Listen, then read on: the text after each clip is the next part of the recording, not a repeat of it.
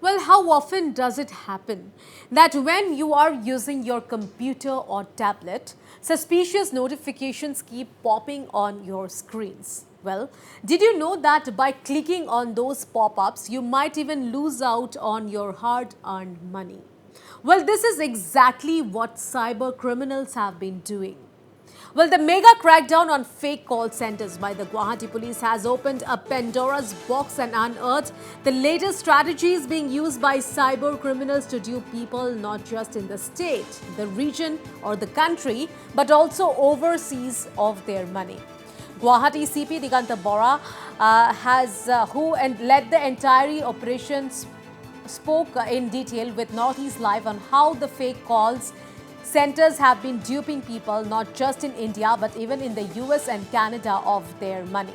Notably, a total of 52 persons have been arrested following the mega crackdown on fake call centers by the Guwahati police. Well, the crackdown has been launched after complaints against cyber fraudsters witnessed a staggering rise in the recent past.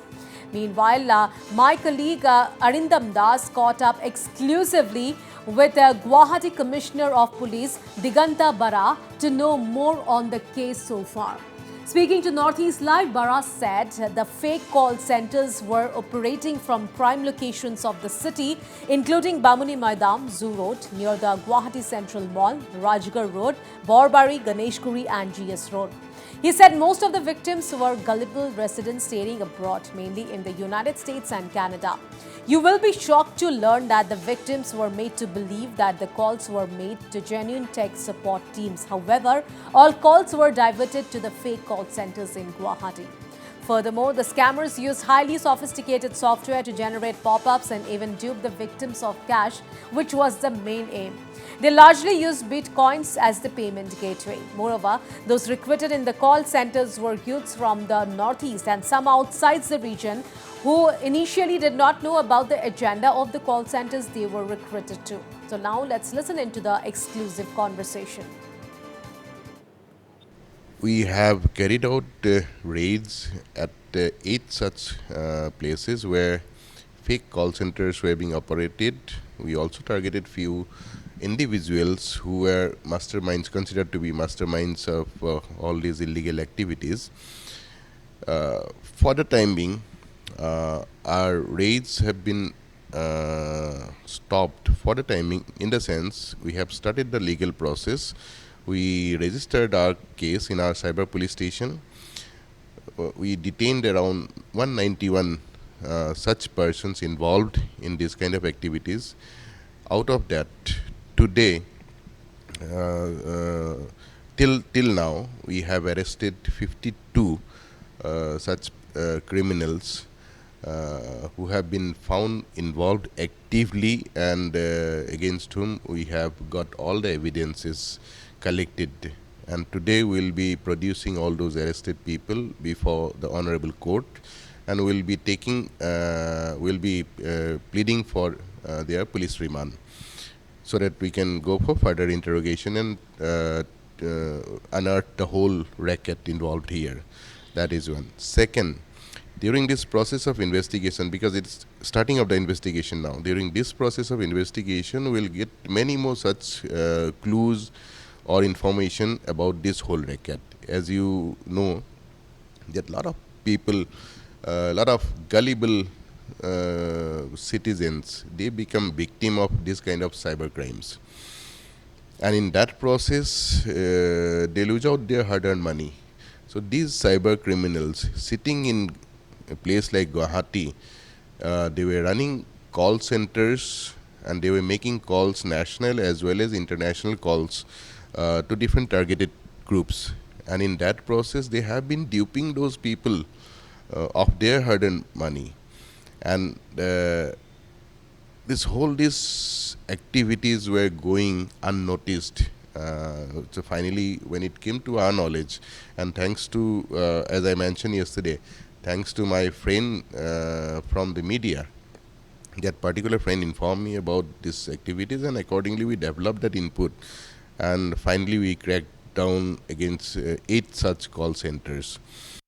So through some kind of some kind of system, suppose Skype or any other video conferencing facility, this caller takes that particular computer uh, in in video connection, and just for the sake of making that person believe that I am a genuine one, he starts guiding that delete this file, you can refresh the computer.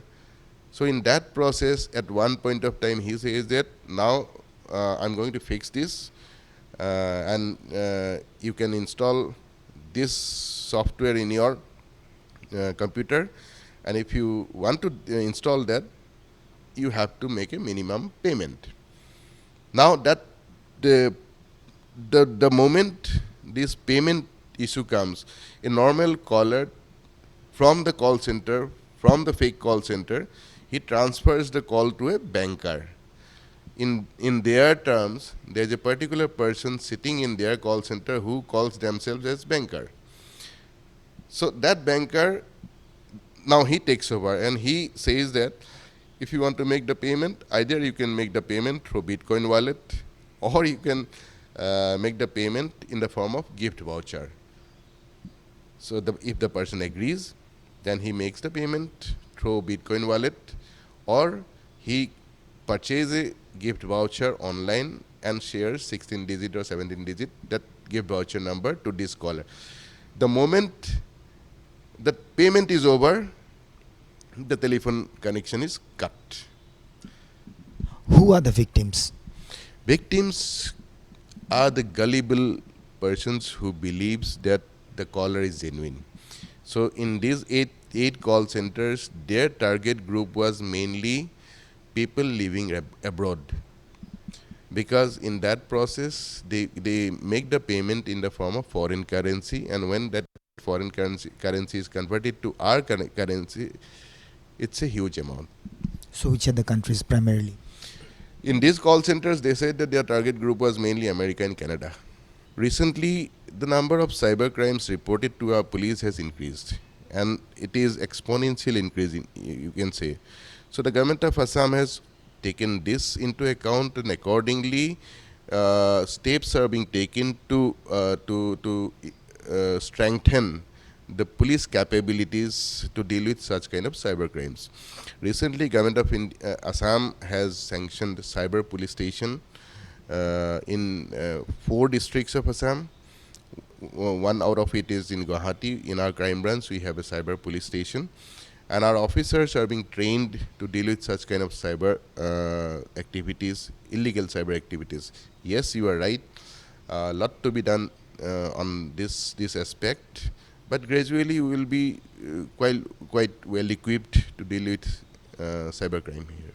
My one last question. As you said yesterday, this is only the tip of the iceberg. So what is the tune of money that this racket from Guwahati has been able to accumulate so far in last 2 years? Yes, it is a tip of the iceberg, because in Guwahati itself, that night we got to know that there were 8 big call centers were running, who were involved in duping people. We are not sure whether how many more such call centers were functioning from Guwahati, and if it was functioning from Guwahati, there is a possibility that these type of call centers are also working in neighboring states or neighboring districts. You ask about the tune of money involved in such kind of activities. From the interrogation, what we have come to know is that average monthly income of a average call center having 50 to 60 callers runs to the tune of crore. It may be, if they are lucky, their income is 2 to 3 crore per month. And if their business was not doing well, they said ki sometimes it can be around 50 to 60 lakhs.